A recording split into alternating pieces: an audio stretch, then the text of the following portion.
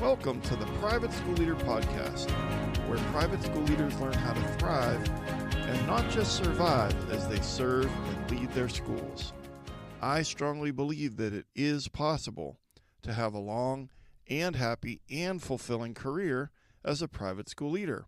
And my passion is to help you figure out exactly how to do just that right here on the Private School Leader Podcast. And I'm your host, Mark Minkus. So I want to start today's episode by asking you 3 questions, asking you if this has ever happened to you at school. So question number 1, have you ever had a teacher that is really, really upset about something that seems like a small issue? Have you ever had a teacher that's really upset about something that's objectively just a small issue? Question number 2, did that teacher want you to drop everything that you're doing and immediately address the problem or address the issue? And then question 3, did that teacher want you to be just as upset as they are? So these 3 questions, if you answered yes to any of those questions, then you have been sucked into the tyranny of teacher drama. And there are 2 parts to that. One is the tyranny. The teacher wants you to drop everything right now and be as upset as they are and just solve the problem. And then the second part is the teacher drama, where it's just there's a disproportionate reaction to what seems like a pretty small issue that should be able to be worked out between 2 teachers without you getting involved. And so on today's episode of the Private School Leader Podcast, we are going to learn 5 strategies to avoid the tyranny of the teacher drama. And since we're talking about teacher drama today, I'm excited to share with you a brand new resource that I created as a companion to this episode, and it's called 5 Strategies to Reduce Teacher Drama at Your School. On today's episode, we're talking about how to avoid the tyranny of the teacher drama, but what do you do to reduce teacher drama at your school? Well, I've created a resource for you. It's free. It's called 5 Strategies to Reduce Teacher Drama at Your School, and I know that you want to get to the heart of the matter and not just deal with the symptoms, and you want to actually reduce the frequency and intensity of teacher drama at your school. So if you go to theprivateschoolleader.com/drama, you can grab your free guide called 5 Strategies to Reduce Teacher Drama at Your School. Again, that's free for you at theprivateschoolleader.com/drama. And like I said, we're going to learn about how to avoid the tyranny of the teacher drama today, but then you can grab this free guide and really get to work on how to reduce the teacher drama at your school. privateschoolleader.com/drama. And then I want to ask you another question. Is it just me, or are the parents at our schools getting more demanding, more intense, more often? We understand that as private school leaders, dealing with parents is part of the job, but it can quickly lead to stress and anxiety and feeling overwhelmed, and I know that was certainly the case for me for a long time. But that's why I created Parent Academy. And now you have a step-by-step framework that will help you go from feeling stressed and anxious to feeling confident and calm. Imagine if you could go from feeling stressed and anxious about the parents at your school to feeling confident and calm. Well, I can help you with that, because over the last 33 years, I've built successful relationships with thousands of parents, and I've packaged everything that I know into an online course. And it has 4 teaching modules for you, but not only that, after I teach you, I'm going to teach your teachers these strategies as well, because Parent Academy contains 2 45-minute webinars that are teacher PDs, and they have a printable notebook with guided notes and discussion questions, and many schools have already used these PDs, and the feedback has been really, really good. And it is not too early to be thinking about in-service in August. And I know if you're listening to this in real time near the end of April, beginning of May, that you're gearing up for the 100 days of May, and teacher in service in August is the last thing on your mind. But I just want to let you know that these two PDs could be huge game changers for parent relationships, teacher-parent relationships at your school. So I'd love for you to check out more and go to theprivateschoolleader.com/parent academy. It's all there for you, the testimonials, explaining what's actually included. And again, I just really, really want to help you to avoid that anxiety and stress and to build your skills, but also it's going to build the skills of your teachers. So check that out at theprivateschoolleader.com/parent academy. And then last, before we jump into the topic today, again, I have another resource for you that's free. It's fairly new. It's only been out a few weeks, and this is a 45-minute masterclass, and it's called Winning at School Without Losing at Home. And you know that I start every episode of the podcast saying that I believe that it is possible to have a long and happy and fulfilling career as a private school leader. Okay, well, how in the heck do you do that? Well, this is a great start. And this is a video webinar training complete with guided notes. And it will do what the title says. It's going to help you win at school without neglecting your self-care or neglecting your family. And so if that sounds good to you, head over to theprivateschoolleader.com/winning and grab your free masterclass training today, Winning at School Without Losing at Home. Again, that's free for you, just as a way to say thank you for listening to the podcast every week. Go to theprivateschoolleader.com/winning and grab your free masterclass. All right, so on today's episode, we're talking about teacher drama, but more specifically, we're talking about how to avoid the tyranny of teacher drama. So the way we're going to do that, I'm going to briefly define teacher drama, give a few examples of teacher drama, and explain why teacher drama actually happens, and then explain why the tyranny of the teacher drama happens, and then most importantly, give you 5 strategies to avoid the tyranny of the teacher drama. All right, so what is teacher drama? Well, I know that you have a sense of what that is, and you could probably define it yourself, but let me help you with that. So I think that teacher drama is emotional turbulence in your school. And it's conflict, interpersonal conflict. It's gossip that swirls in your school around a perceived slight, maybe what someone thinks is an unfair decision, a clique that doesn't get along with a different clique of teachers. It could be a new policy change, a new duty, changes in duties at school. It could be that there's a miscommunication in the daily memo and then the teachers are mad about it and they're getting dramatic, or it could just be a lot of stress that's leading to it. You know, some other things, it just could be that cold shoulder in the teacher workroom where the teachers are refusing to talk to each other, or when they pass in the hallway, someone says good morning and the other teacher doesn't respond. And, you know, then we're in a meeting and someone's super sarcastic and their body language is terrible. Or it could be, you know, a teacher whispering in the hallway to a colleague and saying, "Oh, look who's late again." Okay. And like I said, those facial expressions and the body language can speak way louder than words. And it's just this undercurrent of, you know, negativity and gossip and frustration. And so I think that teacher drama is different from venting. Teachers are going to get occasionally frustrated. That's normal. Like, we're all human beings. We're working with kids. Some of our, you know, a lot of things happen that are unpredictable. And so there's going to be frustration, and venting about frustration doesn't necessarily mean that it's teacher drama. But I want you to hear this. I think it's recurring emotional friction. Okay. In preparing for this episode, I came across that phrase, recurring emotional friction between faculty members that disrupts the culture.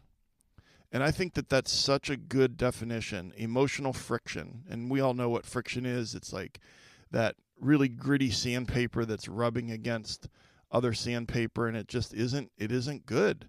And it just eliminates manners and respectful communication, but also it just destroys collaboration. And also the most important part is it makes us less equipped as a faculty to meet the needs of our students. And so I gave you a couple examples of teacher drama, but here's a couple more. So it's the back channel complaining instead of bringing issues to admin. And, all of these things that I'm going to read here, we've experienced them and we're frustrated with them.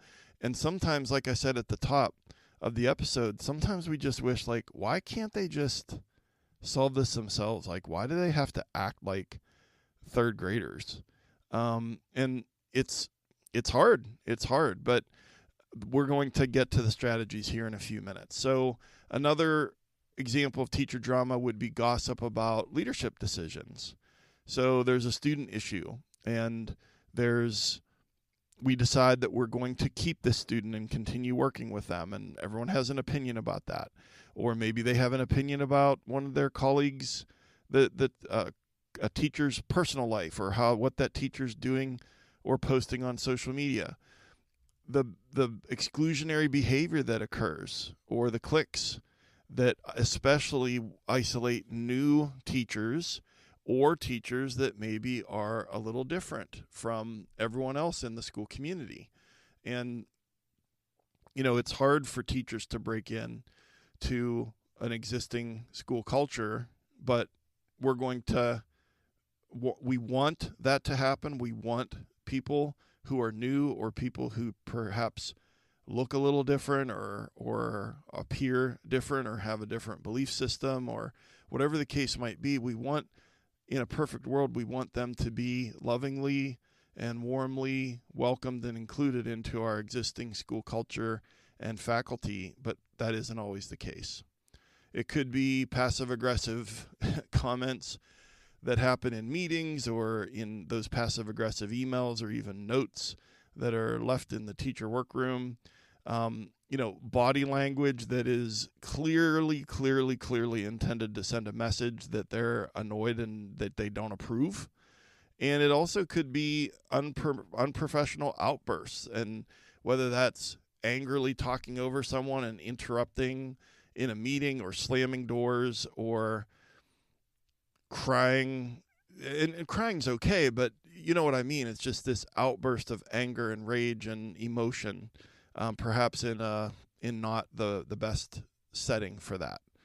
And then finally, as I'm giving examples of what teacher drama looks like, it's kind of that us versus them mentality, and that could be veteran teachers against new teachers, or it could be the whole faculty against the admin. And also, for that matter, the teachers against the parents. Whenever there's an us versus them mentality, it's never a good thing for your school culture. And so I want to talk for just a minute about, why does teacher drama happen? And, there's a lot of different reasons, but I think it's worthwhile to think about some of the reasons, because this is a problem that we want to solve. And remember, I told you that the way that you're going to reduce teacher drama at your school is to grab that guide that I made at theprivateschoolleader.com/drama. But just to touch on a couple things, there's the big one, I think, is when there's a difference in work ethic, or there's a difference in generational values, or there's a difference in philosophy. So think about, I hate to, categorize teachers, but let's just say it's generational, and you've got Gen X, you've got boomers, you've got millennials, maybe you've got some Gen Z, and sometimes there are groups that form because people tend to hang out with people that have things in common with them, people that are similar age as them, and then it's, again, that us versus them mentality. But it could also be differences in work ethic. That person, that teacher who always stays late and always shows up early, What's their tolerance level for the person who comes in just barely on time and leaves a couple minutes after the bell? So that teacher isn't doing anything wrong if they're technically on time and they technically leave when they're allowed to leave. But you and I both know what kind of attitude that person that has the value of showing up early and staying late, what they think about that teacher. And then are they keeping those thoughts to themselves, or are they sharing it? So another big thing that causes teacher drama is change. When there's a new policy, when there's a new schedule, when there's a new duty schedule, and sometimes that leads to perceived favoritism. And that's another big thing that can cause teacher drama. When classroom, so the classroom lists come out. Who's getting this kid, this kid, this kid? There's certain duties that people don't really like, whether it's lunch duty or whether it's, morning carpool duty when it's really cold. And why do I end up with that duty? And so the perceived favoritism. And, there's a lot of turnover in our schools much of the time. I think the national average for private schools is around 20 to 24% turnover per year. And, there are teachers who have been there for a while and they think about how these new people are disrupting our vibe. And if the vibe is that they're just kind of doing their thing and there's this person that comes in that's maybe younger and eager and wants to work really, really hard, then there might be some eye rolling about that person. So, some of you have experienced that before. Here's another big one. How about this? Differences in classroom management styles. Okay. Does that cause teacher drama at your school? The one teacher is very laid back and their classroom is louder than their next door neighbor whose classroom is so quiet all the time you can hear a pin drop. That doesn't mean that the classroom that's louder, that person has terrible classroom management. It might mean that the kids are up and moving and doing more hands-on and more experiential learning. But if there's a person next door that thinks that their way is the right way and that has to be silent all the time, there's going to be an issue. And then they're going to talk to someone, and then that sometimes turns into drama. And then there's just a couple other examples. Miscommunication, poor communication, could be two people that just don't like each other. I mean, that happens anytime you put humans in the same building. And then also just a lack of meeting norms that leads to big feelings expressed in unprofessional ways at meetings. And that might have just sent a chill down your spine. It did for me. And I think back to different meetings and how, that person, who that person is that's going to get up at the meeting or speak up at the meeting or interrupt someone at the meeting or ask a zinger question at the meeting. And so meeting norms is something that can really help with that. And I don't get into that in this episode, but in the guide that I was referring to, that's one of the strategies, and I go deep with shared shared norms, I should say, for respectful communication. So finally, before we get into the strategies, then let's talk for a couple minutes about, why does teacher drama happen? Well, okay, so we talked about how they want to, the tyranny part is that they want you to drop whatever you're doing and listen to them because their problem is way more important than anything that you could possibly be working on. You know that feeling. And then they want you to listen immediately, but they also want you to match their emotional state. They want you to be just as upset and to immediately stop what you're doing. And here's the thing. I think they want to perform what I call an anxiety transplant. I think a lot of times they want to take the anxiety and stress that's in their body and transplant it into your body. And have you ever had that happen where they come, they dump, they puke, they just, it all comes out, and then they feel better. And I know this is true because I would get home from work over the years and I would be really stressed out. And then I would just kind of like vent and just let it all out and talk to my wife.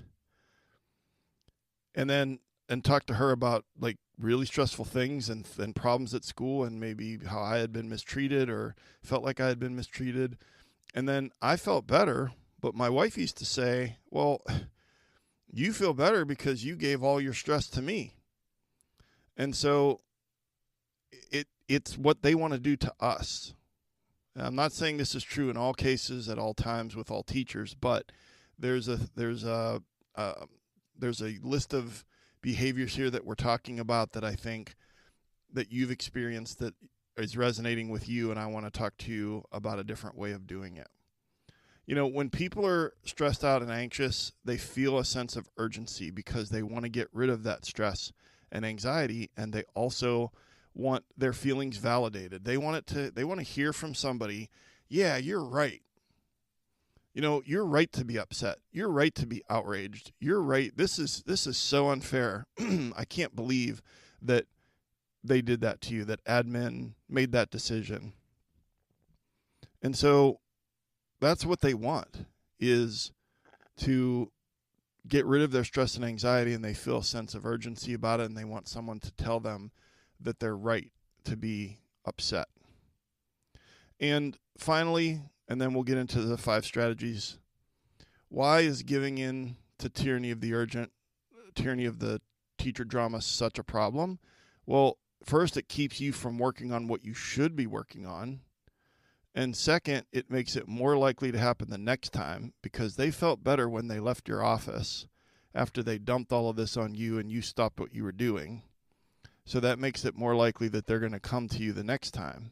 And it also makes them less resilient, and it makes your teachers less likely to be able to resolve conflicts. So you're not building the resiliency muscle in your teachers if you drop what you're doing every time and jump when they say jump and hurry up and solve their problem and go to that person and try to fix it. And quite frankly, that makes things worse. So we're going to talk about that. All right. The 5 strategies to avoid the tyranny of the teacher drama. 5 strategies to avoid the tyranny of the teacher drama. Strategy number 1, pause and ask yourself a question. Strategy number 2, don't match their energy.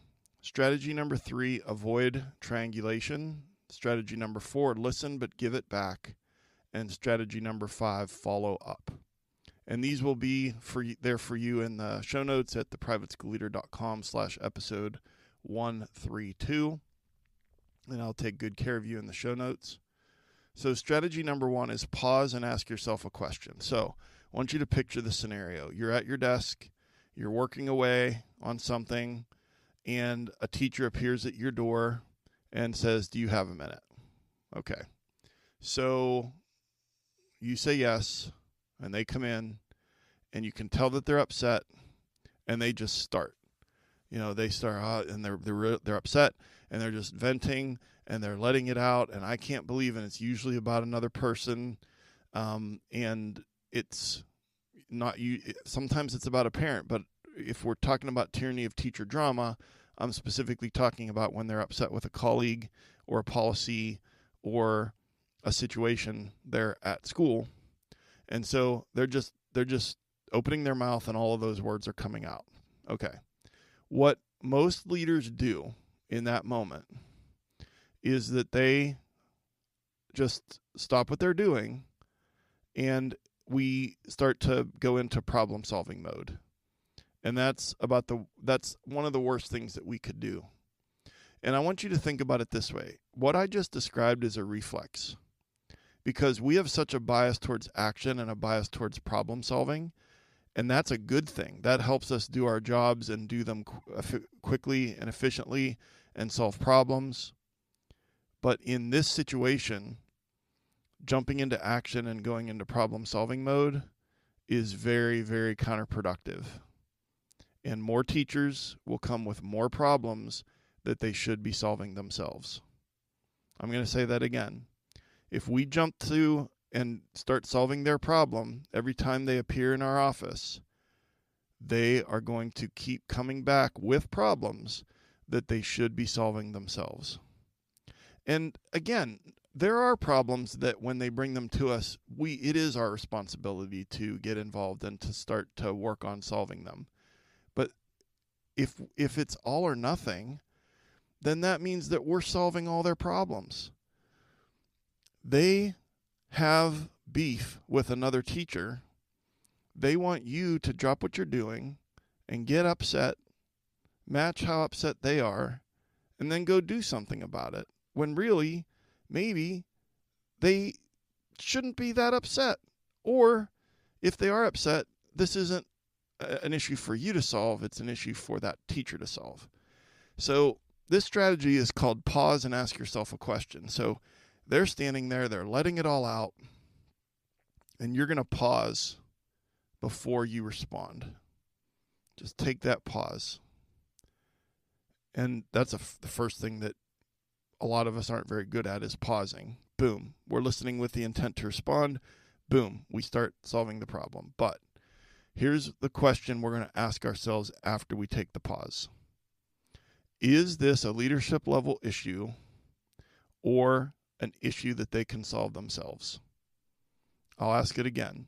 You're going to pause and you're going to ask yourself this question. Is this a leadership level issue or an issue that they can solve themselves? Here's the analogy that I'll give that will hopefully illuminate this for you. When you're at recess, and whether you're on recess duty or you used to be on recess duty, you don't get involved in every single interaction. Especially, you don't get involved in every single negative interaction at recess. If the third graders are playing kickball and you're nearby, you're not the referee of the game. You're just nearby making sure the kids are safe, okay? And they have a play at first base, and half the people think that person was safe and half the people think that person was out. You not getting involved is a really, really good thing for those third graders, because somehow they're going to work it out. They're going to do over, or they're going to just decide, okay, fine, they're safe, and then they're going to go back to, pitching the ball to the next person or whatever. But you get what I'm talking about. There's issues that happen at recess where there's a disagreement, there's actually a problem, and you're not going to get involved in every issue, and you're going to let them work it out, because that builds resilience in your third graders. But what about with your teachers? They bring all that stuff to you, and then we drop everything and we want to solve their problem. That is not how we're going to continue to do this. And of course, if you were at recess and something unsafe was happening, some bullying was happening, making fun of someone because they kicked the ball straight up into the air and the pitcher caught the ball, you're going to step in, but you're not going to step in every time. So we're going to pump the brakes on that reflex to immediately go into problem-solving mode. We're going to pause and ask ourselves the question, is this a leadership level issue or an issue that they could probably solve themselves? Okay, strategy number 2, don't match their energy. Strategy number 2, don't match their energy. So the teacher wants you to be just as upset as they are, and they want you to be just as appalled and just as shocked and just as dismayed as they are. But I want you to hear this. You are the emotional thermostat at your school. You are the emotional thermostat in your office. So you can raise the temperature or you can lower the temperature. And you're really, really good at lowering the temperature. So when they're all upset and they want you to match their level of upset, they want you to match their energy, you're going to stay calm. You're going to use neutral or a measured tone of voice, and you're not going to get pulled in to their level of intensity, their level of shock and dismay, and their level of how appalled and upset they are. They have a dysregulated autonomic nervous system right now, and most school leaders came up through the ranks as teachers first. And teachers are experts at taking dysregulated people, little people, and helping them become regulated. And now we do it with grown-ups, and we do it with parents. And so we're not going to match their energy, and you're going to remember that you are the emotional thermostat in your office and in your school. And then strategy number 3 is avoid triangulation. And I want to just give a quick disclaimer that this is going to be difficult to do, but it's necessary. So triangulation is when a teacher comes to you about someone else instead of going directly to them. So there's 3 points of this triangle. There's the upset teacher, there's the teacher that they're annoyed with, and there's you, the 3 points of the triangle. And they want to triangulate. They want to get you involved so that you go talk to that teacher so that they don't have to. And it's so easy to fall into this triangulation trap and just jump right in and try to fix this teacher's problem because we want everyone to get along and you're a problem solver. But here's the question. You have to say to them, have you spoken with them yet? I'm happy to support you afterward, but you have to take that step first. I'm going to say it again. You say to this teacher, have you spoken with them yet? I'm happy to support you afterward, but you have to take that first step. They're not going to want to do that. It takes courage to go talk to someone that they're annoyed with, that they're upset with, that they're frustrated with. Maybe that person, the reason that they're annoyed or frustrated with them is because that person's kind of grumpy or kind of prickly or kind of mean. They don't want to go talk to that person. They want you to handle it. Okay, let's play that out. You go and you talk to them and say, hey, so-and-so's upset with you because blah, blah, blah. All right, well, now they're twice as upset. Well, why didn't they just come talk to me about it? Exactly. We're grown-ups. Our teachers get all bent out of shape when they feel like the parents don't treat them like professionals. Well, part of being professionals and being grown-ups is that if you have an issue with a colleague, is that you talk to the colleague. And so I'm not saying it's easy. I'm not saying that it's going to actually work every single time. But what I am saying is that we need to try to avoid triangulation. And the reality of the situation is that you are still probably some of the time going to have to listen to the teacher that shows up. You know, even if you say that, have you spoken with them yet? I'm happy to support you after. Okay, well, I'll talk to them, but I just want to let you know what's going on first. It's really hard in that moment to shut that down and say, I don't want to hear what you have to say. You go talk to them, and then you let me know afterward, okay? That's really hard to say. And so my point is this. Don't get sucked in from a triangulation standpoint that you're going to go do something about it. Have you spoken with them yet? No. Well, I'm happy to support you afterward. You need to take that first step. And they're like, okay, I will talk to them, but I want you to know what's going on.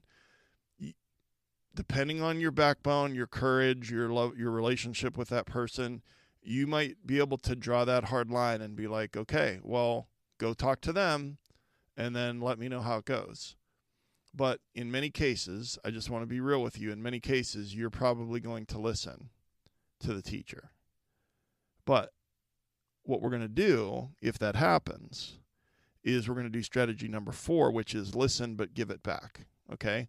Strategy number 4 is listen but give it back. And so this is actually a phrase that I learned from one of my coaching clients. Her name's Margaret, and she's super smart and a rock star. And she has a thing that she says to herself when a teacher wants to suck her into teacher drama, and she says, listen but give it back.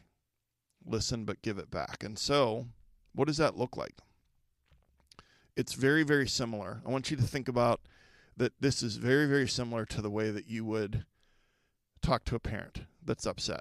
Okay, you're going to listen, validate their feelings, acknowledge their concerns, but then you're going to give it back and not solve their problem. Now, I'm not saying that's what you do with a parent, but with this teacher, the first 3 things, listen, validate their feelings, and acknowledge their concerns, that's parent communication 101 right there. And so give it back and don't solve their problem. So let me give you a scenario. Let's say that there's an upset teacher. She's upset because her colleague shows up 5 minutes late to recess every single day, and she's the only one out there with all those kids for the first 5 minutes every single day. So she vents. She tells me that. And then I might say, well, I can see why that would be upsetting when you're the only person on recess for duty for the first 5 minutes. I'm sure that you feel a lot of stress trying to keep all those kids safe by yourself. Now, this is the critical moment. This is where most of us, and I've done it many times in the past, jump in and say, well, I'll talk to him or I'll talk to her, the person who's showing up late. Okay? But if we're gonna listen and give it back, we listened, we validated their feelings, we acknowledged their concerns, they're gonna feel better. But then you're gonna say, have you spoken with them yet? I'm happy to support you afterward, but you have to take that step first. They need to go and talk to that person and say, hey, use I statements. I just want to let you know that I feel really stressed when I'm out there by myself. And I was wondering if there's something going on with you that, and who knows, it could be that their class that finishes right before recess is all the way across campus and that they're really, really trying to get there on time. But the way that we're going to avoid the tyranny of the teacher drama, the way that we're going to build resilience with our teachers and get them to start acting like professionals and like adults, is to not jump in and rescue them and try to solve every problem. So we're going to listen and give it back. And that brings us to our final strategy number 5, and that is follow up. So we're going to make a note you're going to make a note in your calendar for 1 week later to follow up and see if it's better. So whatever that teacher came and maybe they didn't say, maybe you said, well, have you talked to them first? And they said no, and you're like, okay, well, you need to take that first step. And maybe they actually are like, okay, and they leave. That doesn't happen very often, but it could happen sometimes. Even if that's the case, I would still put a note in my calendar for a week later to follow up with Samantha or follow up with James to just see, hey, that thing that you talked to me about, I just wanted to check in and see if that's better. So when they share something that they're upset about, you're going to check in, let's say a week later. The second thing that I would do is I would want to see it for myself. So let's go back to that 5-minute late for recess person. I'm going to be outside for recess, not every day, but I want to see it for myself and see that person just, are they strolling out there while scrolling on their phone? Are they hustling? Do they look like they're out of breath? That kind of stuff. And then also if I'm seeing it for myself, then I could be the one to talk to that person because of what I'm seeing, not because that teacher complained and wants me to solve the problem. So I would want to see it for myself, and then we want to close the loop. And, we may need to a week later when we check in and they're like, no, I didn't really talk to them. And that's going to happen probably half the time, if not more. When you loop back with that person, you circle back to close the loop. I would say at least half the time, maybe more than half the time, they're going to say, well, no, I didn't want to rock the boat. I just decided not to talk to them. And then they're going to be annoyed for the rest of the year. So there's a twofold purpose in the later follow-up. It's not just to see if they talk to the person. It's also to see if it's better. It's both. You want to know if it's better, but you also are probably going to need to encourage them. Well, you really need to talk to them. And listen, don't rescue them. If kids are in danger because of the thing that they're upset about, then of course you're going to immediately get involved and you're going to handle it. But again, if you just immediately drop what you're doing and solve the problem, then you're encouraging everyone to come to you and do a transplant of their stress and anxiety from their body to your body. And then you're not going to be able to work on your work, and you're not building resilience, problem-solving, conflict resolution skills with your team. And so when we look at these 5 strategies, the 5 strategies to avoid the tyranny of the teacher drama. Strategy number 1, pause and ask yourself a question. Is this a leadership level issue, or is this an issue they can resolve themselves or should resolve themselves? Strategy number 2, don't match their energy. You're not going to immediately get upset. You're the thermostat in your office when this conversation is taking place. Strategy number 3, avoid triangulation. You don't want to be that third point on that triangle. Strategy number 4, listen but give it back. You can listen, acknowledge their, validate their feelings and acknowledge their concerns. And then strategy number 5 is to follow up. You want to circle back and make sure that they did actually follow through, or has the problem gotten better? Has it gotten worse? And your call to action for this episode is that the next time that a teacher wants to suck you into the tyranny of the teacher drama, you're going to pause and ask yourself the question, is this a problem I should solve or a problem that they can work out together? And I wanted to remind you again that we're talking about the tyranny of the teacher drama today, and I have a new resource for you called 5 Strategies to Reduce Teacher Drama at Your School. I taught you today how to not get sucked into the tyranny of the teacher drama, but don't you want to go to the root source and actually reduce teacher drama in your school? You can do this by going to theprivateschoolleader.com/drama, getting your free guide, 5 Strategies to Reduce Teacher Drama at Your School, free for you. It will help you with this issue, and it will make a big difference. And so privateschoolleader.com/drama. And then just a quick reminder that I have a membership, a community that exists. It's called PSL Pro. And PSL Pro is a membership community that helps private school leaders go from feeling stressed out, discouraged, and lonely to feeling energized, fulfilled, and supported. Again, that whole long, happy, and fulfilling career. You can find what you need in the PSL Pro community. We go live every week with a masterclass once a month, Success Path group coaching session once a month. Twice a month, we have a thing called the We Get It Roundtable, where there's other school leaders who get it and who get you. A live Q&A session. You can post in the community. Thrive Academy is baked into PSL Pro, and then there's different levels where you identify, well, where am I? Am I the intentional architect, or am I the skilled builder? And you go all the way up on the success path to being the fulfilled mentor. And the content of Thrive Academy is the path. And then everything that we do with the live meetups and the posting in the community and the supporting each other is all there to help you grow as a leader, but also feel supported and feel, quite frankly, less lonely and less isolated. So I'd love for you to check that out.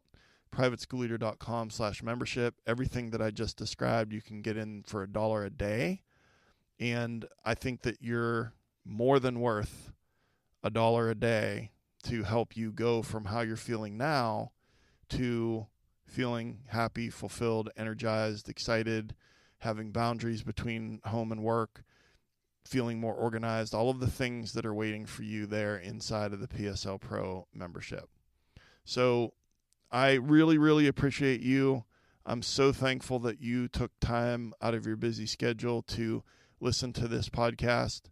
And thank you so much for all of the hard work that you're doing for the kids and the teachers at your school. And I've been your host, Mark Minkus. I appreciate you. And just thank you so much for taking time out of your week to join me here today. And I'll see you next time right here on the Private School Leader Podcast. And until then, always remember to serve first, lead second, and make a difference.